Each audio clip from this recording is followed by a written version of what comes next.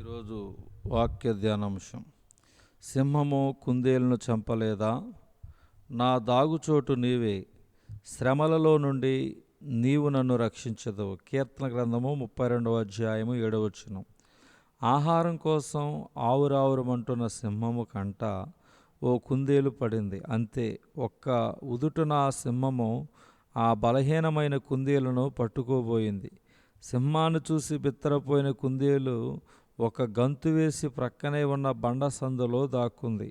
చిన్న కుందేలు బలము లేని జీవులు, అయినను అవి పీటిపీటు సందులలో నివాసములు కల్పించుకొనును. సామెతల గ్రంథం 30 అధ్యాయము 26వ వచనం చూస్తున్నాం.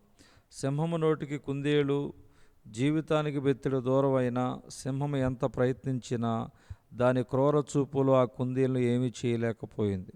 ఈలోపు ఈ సింహం అరుపులకు మరి 10 సింహాలు అక్కడికి చేరుకున్నాయి. ఆ 10 సింహాలు కలిసి కూడా ఆ కుందేలును చంపలేకపోయినవి. చివరికి ఉసూరుమంటూ తలలు వేలాడ తీసుకుంటూ వెళ్ళిపోయాయి. ఆ సింహాలను కుందేలే జయించింది. ఇప్పుడు చదివే మీరు చెప్పండి, వినే మీరు కూడా చెప్పండి. అడవికి రాజైన సింహం అడవిలో బలహీనమైన కుందేలు ఎందుకు చంపలేకపోయింది? కుందేలు చిన్న జీవి అయినప్పటికీ బండ సందులలో దాక్కుంటుంది కనుక అడవి మృగాలు కూడా ఏమీ చేయలేకపోయాయి. కుందేళ్ళు శక్తి లేకపోయినా తాను దాక్కున్న బండలో భద్రత ఉంది. అవును, ఈ సత్యాన్ని గ్రహించిన దావీదు అందుకన్నాడు, నా దాగుచోటు నీవే. కీర్తన గ్రంథం 32వ అధ్యాయం 7వ వచనములో దావీదు అలసట నుండి బలహీనముగా ఉన్నాడు గనక, నేను అతని మీద పడి అతన్ని బెదిరించిన ఎడల అతని యొద్దనున్న జనులందరూ పారిపోదురు. రాజును మాత్రం హతము చేసి జనులందరినీ నీ తట్టు తిప్పెదను.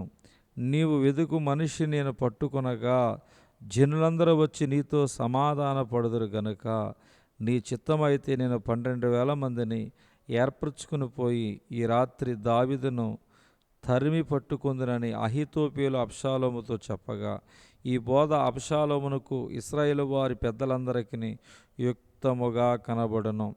అంతటా ఆర్కీయుడైన హుషై ఏమి చెప్పునో మనము వినునట్లు అతని పిలవనంపుడని అబ్షాలోము ఆజ్ఞయగా హుషై అబ్షాలోము నొద్దకు వచ్చెను. అబ్షాలోము అహీతోపెలు చెప్పిన ఆలోచన ఏమైనది చెప్పమని అతనిని అడగగా, హుషై అబ్షాలోముతో ఇట్లనెను, ఈసారి అహీతోపెలు చెప్పిన ఆలోచన మంచిది కాదు.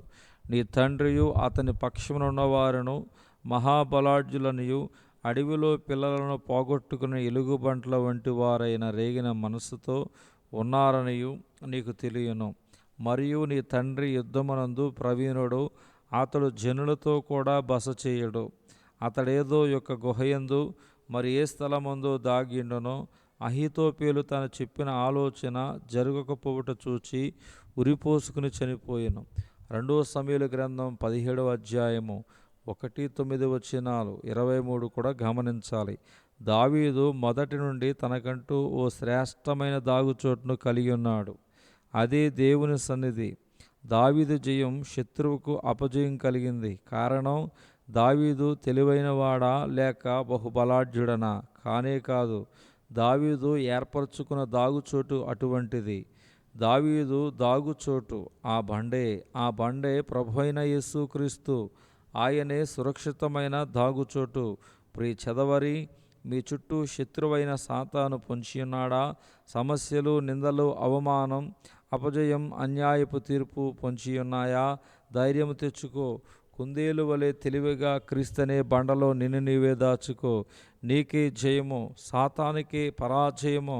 సాతాను గర్జించు సింహం వలె నీ చుట్టూ తిరుగుతున్నప్పటికీ నువ్వు క్రీస్తు పాదాల చెంత సురక్షితముగా నిర్భయముగా జీవించగలవు.